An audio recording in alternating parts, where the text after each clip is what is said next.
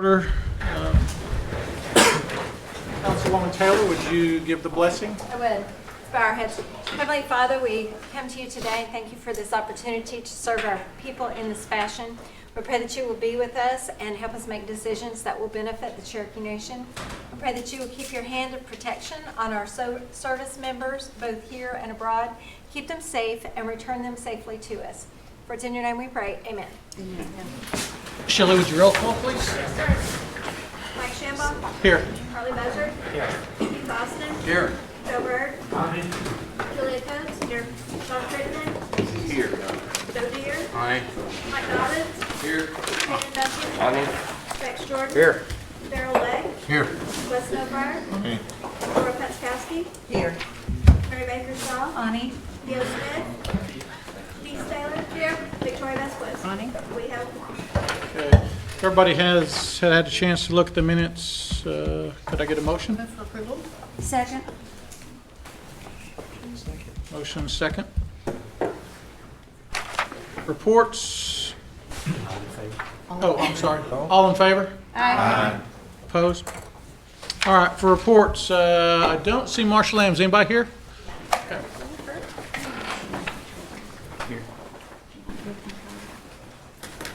Hi, Council. I'm Jennifer Kirby. I'm here for Marcia Lamb today. You have our report. I'll open it up to any questions that you might have. Is there any questions for Jennifer? Ms. Taylor? On the very first page, you reference 93 vacancies, and then in the narrative, it says of the 46 budgeted vacancies. So does that mean you've got almost 50 vacancies that aren't in the budget?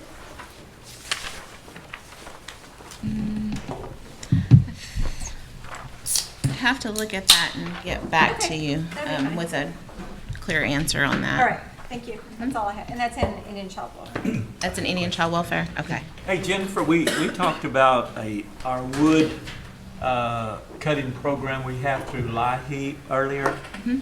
Would you just summarize what do we have in place there?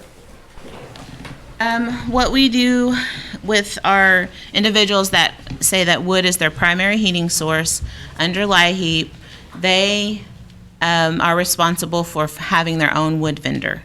They have someone that they have found that they're, and they make those arrangements for them to come and deliver the wood. And usually the check will be made out to the vendor once they've told us who that person is. And then they'll be responsible for making that transaction. It seemed like at one time it was up to 5 rick of wood. Is that correct? Like so many gallons of propane versus so many ricks of wood. Is that? It is all based on family size. Okay. I didn't bring the matrix with me.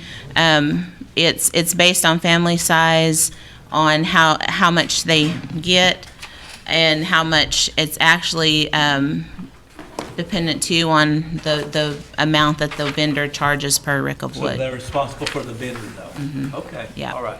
Thank Yeah. you. Is there anyone else? Any more questions? How are things going with the angel tree this year so far?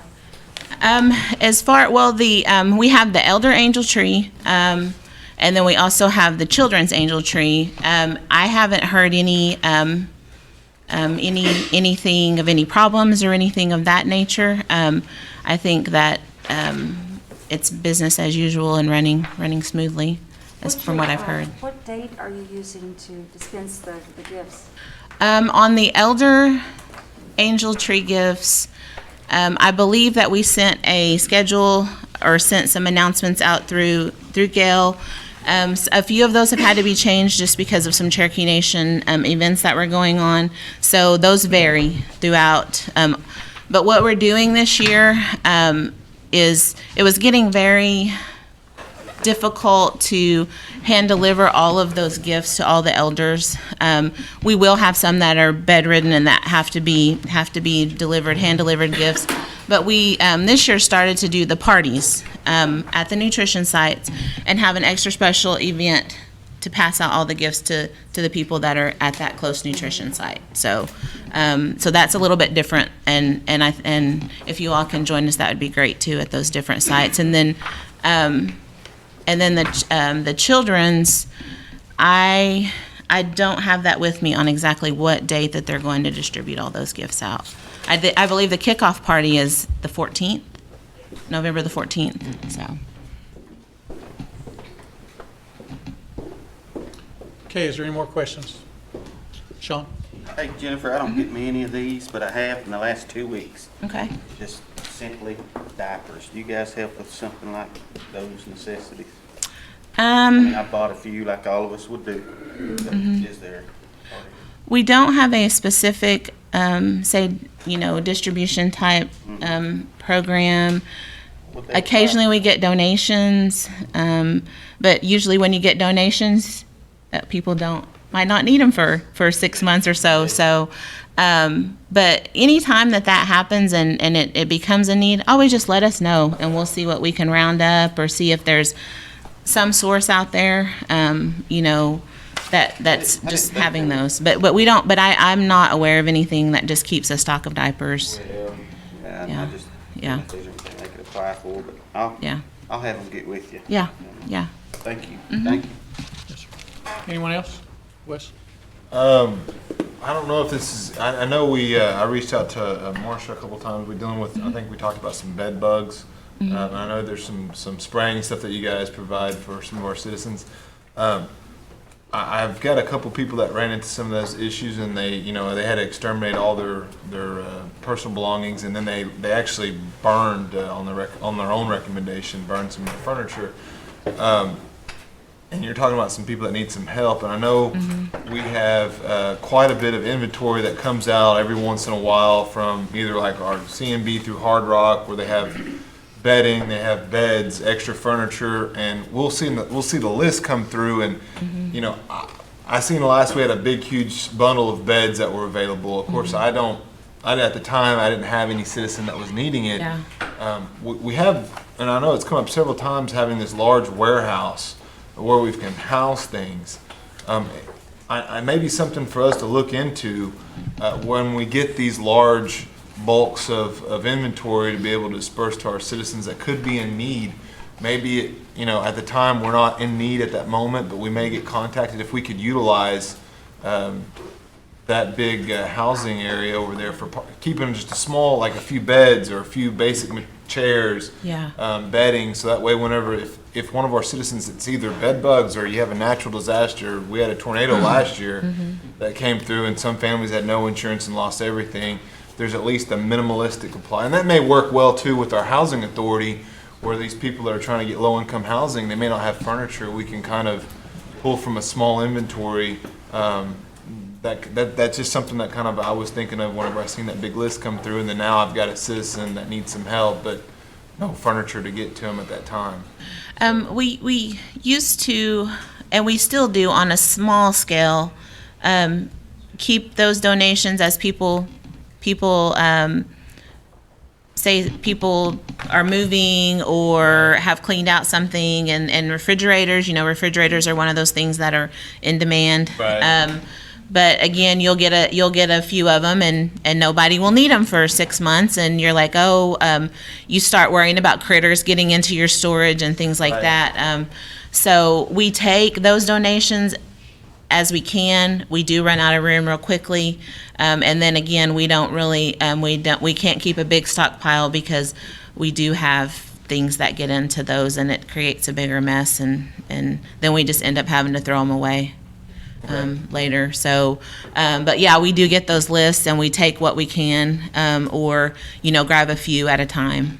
So- but yeah, good. I mean, it would be great if you had that type of facility. I mean, but we do what we can. Yeah, I know. I just something to kind of maybe look at, just at least something small, so that way whenever I can call up there and say, hey, they're needing minimalistic furniture, they're in a real crunch, that way we have that kind of available on hand. So we appreciate it. So Yeah. thank you.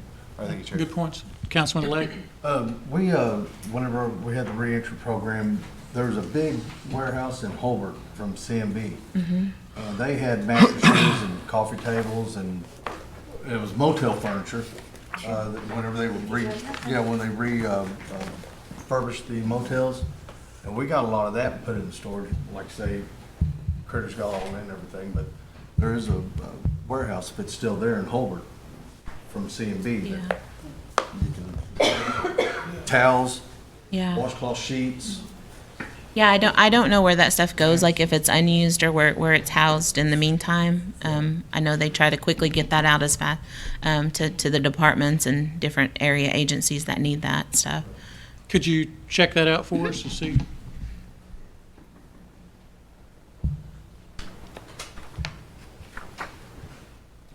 Anything else, Councilman? No. Councilman Deere? This is just basically a comment. I brought the little samples and gave everybody. That proposal has been forwarded to Marcia Lamb about the unmarked graves and burial stuff. But she has that proposal, so I was just more informing everybody that that's been sent to Marcia from that guy who makes those. So, and I do know some highlights of it. That is the same material and it is the same type of thing. And I think his price was $175 for the big ones. So that was just a FYI in case, keeping you updated that I turned everything in and got that to you. Okay. So Okay. I'll that's ask all her. I have. Okay. And that's really, would be a pretty cheap alternative to getting some marked gravestones. That's really a good idea. Is anybody else? All right, Jennifer, thank you. Thank you. Community Services, Roads and Transportation, Michael Lynn. I know you're here. Yep, you are looking sharp today. What's going on? Wife dressed. Afternoon, Council. I think you have a copy of our report, Mr. Chair, and I believe I would be glad to answer any questions that you might have. Anybody have any questions for Mr. Lynn?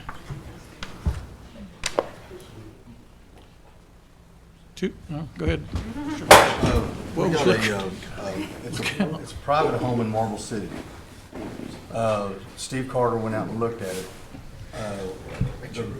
It is causing a lot of flooding throughout the town somehow, and there's a need of some drainage and pinhorns. I know we can't mess with private property, but if it's affecting other things within Marble City, can I get somebody to maybe look at that and see if that's something that we might be able to get done? Sure. Have you got a report back from the commissioner yet? That's what he told me too. He said it's not just one little tin horn you're gonna need. He said there's a drainage system that needs to be possibly looked at to get the water away. Okay. Did he give any recommendations at all, or? No, this just happened. Okay. And so I'm just getting with y'all to, Okay. you know, We'll touch base with Commissioner Carter and find out, we'll see if he got any recommendations, since he's looked at it. And then we'll get back with you and let you know. Another avenue that we can look at is hazard mitigation through emergency management. And so that may be one of the ways that we can try to tackle this okay.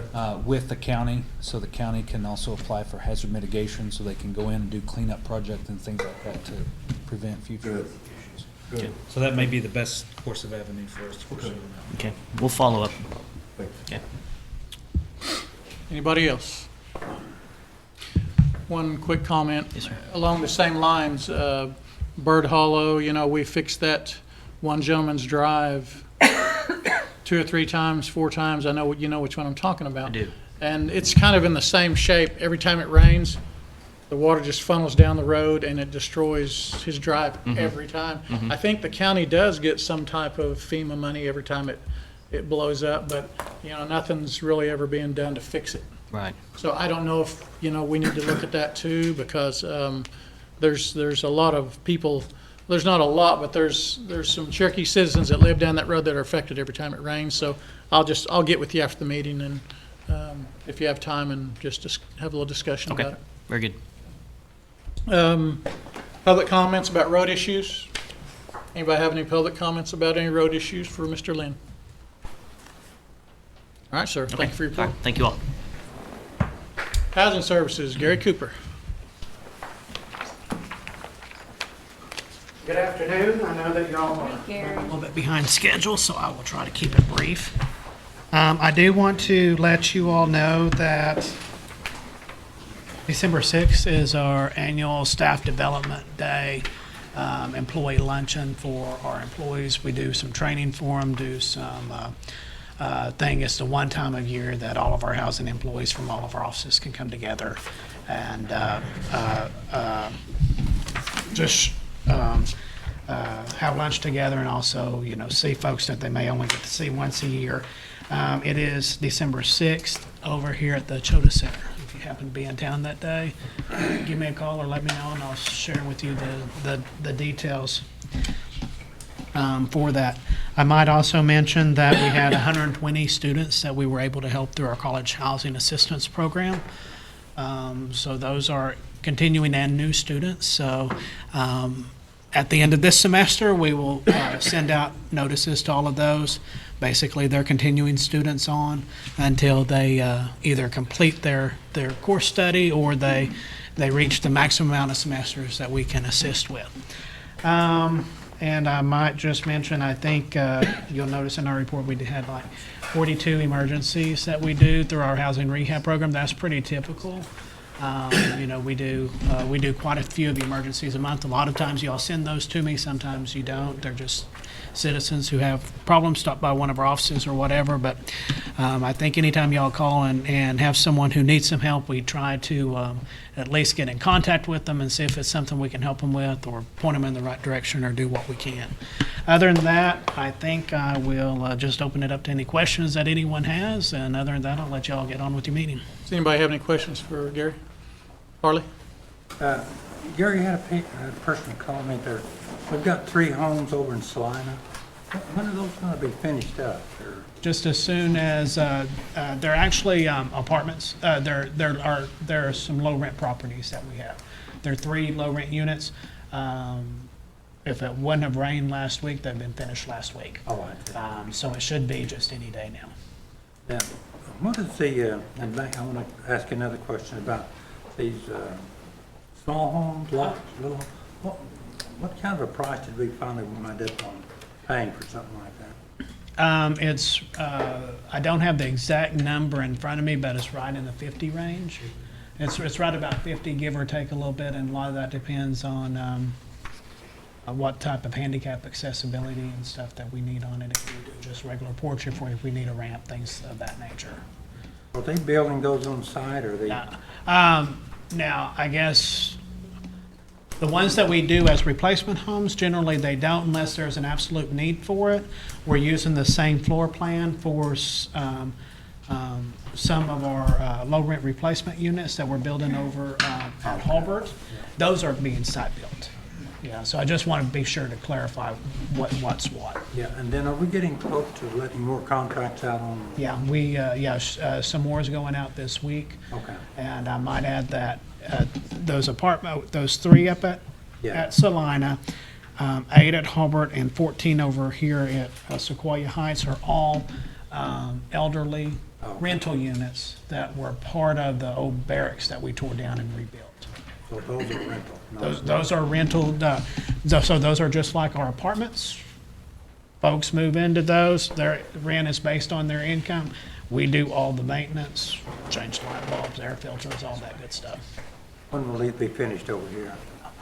I think that there's 4 of them that's roofed and dried walls, so I would say probably, depending on weather, February, March. Okay, thank you. Thank you, Phil. Yes, sir. And that's Now, just a rough guess. Are those the apartments that we had talked about at one time? Yeah, They're yes. just the ones like Holbert? Yeah, no, those are actually at Salina. Yes. They're actually houses. Right. And when are they slated? They're ready right now. Just as soon as it dries up enough that we can lay the sod and finish the street in there.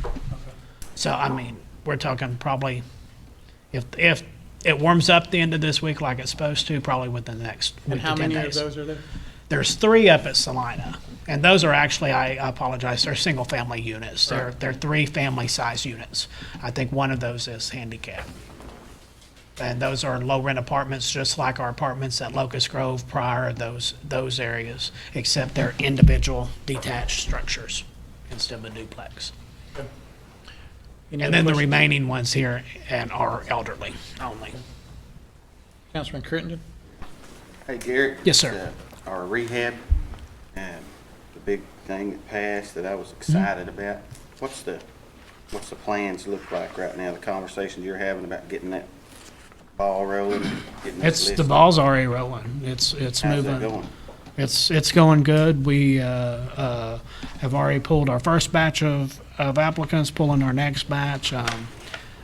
There was some that were pulled through our regular rehab program that we knew we weren't going to be able to serve because of one reason or another, but we would be able to serve on the tribal side, so we kind of held on to those so they could receive help. But we're rolling right on through them. And moving right on along. So we have our ICDBG, which was for elderly rehab units. That's the Indian Community Development Block Grant, our regular Nahasa rehab dollars, and then this program. So the ICDBG, we got all those done, and the rehab's being done on those, our regular rehab, and then now we're working on the 6-year tribal. backlog, somewhere abouts? No. What was it? I mean, yes, was it? Yes. I'm sorry, Yeah, yes, yeah. yes. Now, rehab transferred over to us. Don't hold me to it because I don't have the date in front of me, but I believe it was March of 16. We are way past that on the last group of elderly that we pulled for our tribal funding. So that kind of gives you an idea of where we are on elderly, handicapped, or disabled I know it's just with, early. with this push. From what you're seeing, this long-range Yeah. goal of wiping that out, Yeah. we're right on schedule. We're on schedule, and we're keeping an eye on it. You know, we were able to loosen up some things on our end, and then we're also keeping an eye on to make sure if there's any other things that come up. For certain, you know, if they fall within a certain range, we're not just upright denying, we're just holding on to see if we can, you know, if we need to come back and say, okay, we need to do this. Right. There's some of them that's been on there that long, like we talked before. And, you know, all this time, and they're finally topped the list. Oh, you're a little bit over it, or something like Yeah, that. if they're a little, we're not denying them, we're holding on to them to kind of see where they fall at, and if we need to do something, come back and ask for I know a you waiver or something, so we will. Stated on that. Yep, and we will. I'm a Yep. fan of that deal. Thank Yep. you. Yes, sir. Councilman Legg? Yeah, Gary, Yes, do we sir. have, or is there any plan to have any kind of self-help program where we purchase the material if they can provide the labor to doing these rehabs themselves? Not necessarily. We do just a little bit of materials only. It is not the luck that the program that I've seen work before does not work. I think we've even had that now where even whenever rehab came over, we had several jobs that were out there where materials have been delivered, where we had to keep going back and threaten to pick it up in order for the work to get done. We do it on occasion now, if for elderly, handicapped, or disabled families that needed, you know, some type of emergency work and wanted materials only and had someone do it, we would do it on those, but it does create a problem with making sure that the work gets done and the family's actually being served, Right, okay. so. Seems like that works more if it's like a community project. Yeah, and if it's a community group or something like that, you betcha. And we've done that before with community group. We've done that with like CCO before, where they've got a group to help out or whatever. Yeah, we will supply them, or even, you know, like building trades classes or something, where we'll buy the material and work. If there's some type of group that can get the work done, we can certainly help with that. But if it's just the individual, it makes it a little bit tough because it doesn't work all the time. I do have a group that is doing it up at Belfont. Okay. They're helping an elder. They were even talking about taking their own money to buy the material, but they got a guy that does all the maintenance and everything that's gonna widen this hallway. Can I refer them to y'all to? Yeah, well, what we need to do is actually get the person who, the home buyer, the homeowner, that's the person we need, because they're gonna have to be the one, they'll have to be the one eligible for Okay. as long as they're eligible, then we can supply the material to the group for their benefit. Thank you. Yeah. And we'll deliver it out to the site. Awesome. Councilman Duncan? I just want to make sure I hear it correctly, Gary. So we're not doing material only for just the average family. It's got to be handicapped, disabled, elderly. Yeah, now that's been, that is what how it came over whenever rehab transferred over to us from community services. so that's Yes, how they it's had to always be been. elderly, handicapped, or disabled. Yep.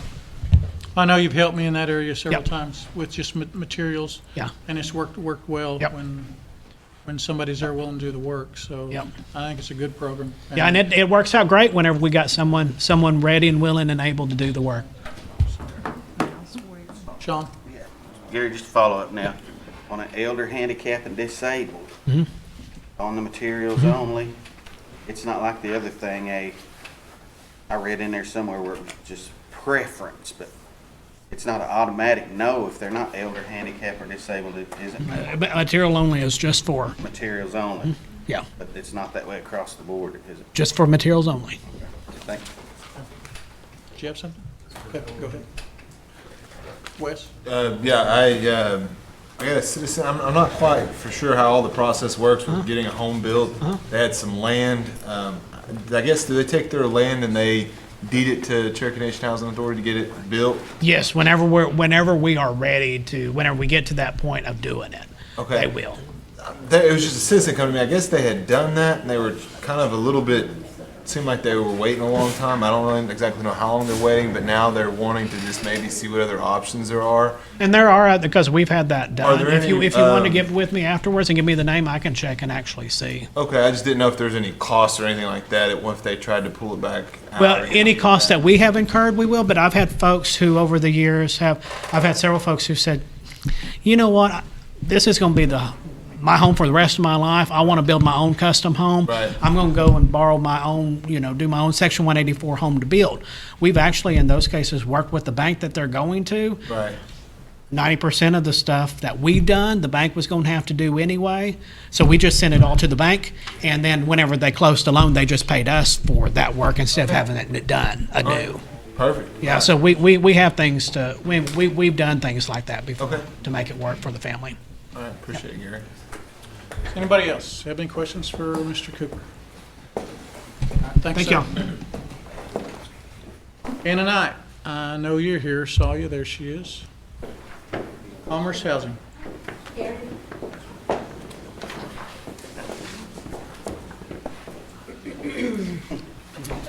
Good afternoon. He's sitting on him like an egg. You have a copy of my report. I just wanted to, one thing we didn't get a chance to put in there was that we've applied for a $40,000 grant through Prosperity Now that'll help the participants that we're working through the Ross grant, which are Gary's residents, trying to do financial empowerment with them. And if we're successful in this grant application, we'll be able to help 118 of them open an emergency savings account where they deposit $100 and we'll match it with $300.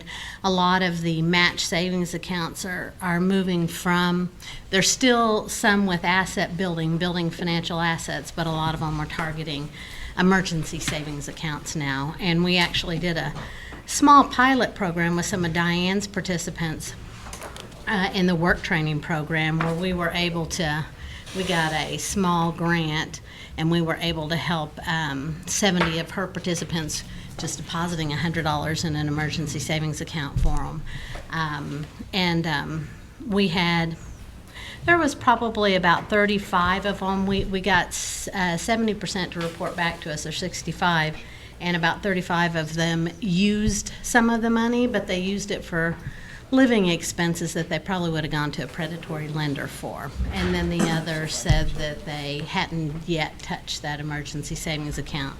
So helping people have an emergency savings account, teaching them how to try to save is kind of a thing right now. So we're going to try to see what we can do with that. Otherwise, you have a copy of my report, and I'm happy to try to answer any questions that you might have. Does anybody have any questions for Anna? Counselor Austin? On your page 3, it says the more you know section about where you talk about the the tactics con artists are using. I really appreciate you making that information available. I'm telling you, the number of phone calls I get on all kinds of phones anymore. I fear elders misinterpreting things. They do. I really do, and I hope that we use every means that we have through Anadisco and Phoenix and everything. We just don't put something in a book here that we get to see, but rather we communicate this with the Cherokee Nation citizens as much as possible. I will get with communications on that. Elderly are the biggest prey. That's who they prey upon, the elderly, because they get confused and they don't understand, and it is tough. And by the time we find out when something's already happened, it's too late to try to help them. So I will get with communications and see if they can't help us spread the word a little bit more. And help them to really learn to recognize when this is likely something to watch for, and maybe how to inform people how to do call block and different things that would help them control that better in their lifetime. We will, thank you. Any other questions for Anna? Sean? Yeah, just a quick comment. Anna, thank you. My constituent, small business, ran into a roadblock, but you went the extra mile. Now you can't imagine how happy. Good, Carol good. is.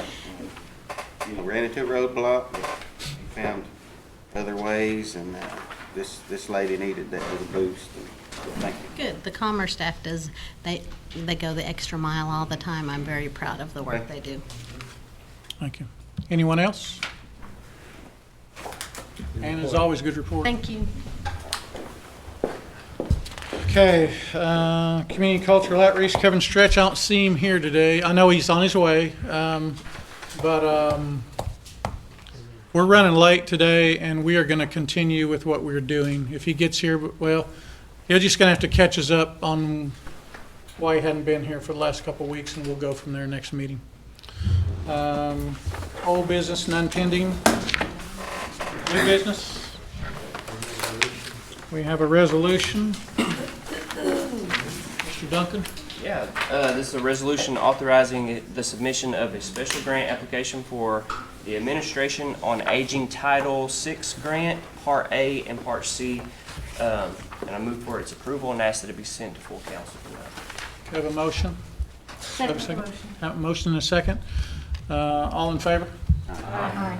All opposed? And that needs to go to council, not John. Okay. Any announcements? Yes, sir. Dr. I want Dobbins. to be on record again against moving meeting days around again. I've told this with the previous counselors, but the new counselors, moving meeting days from a Thursdays to a Wednesday, it just presents major conflict for me, and my constituents expect me to be here, and I know your constituents expect you to be here, so I'll be on record again against moving meeting days around. Thank you. Thank you, sir. Any others? Can I have a motion for adjournment? Second.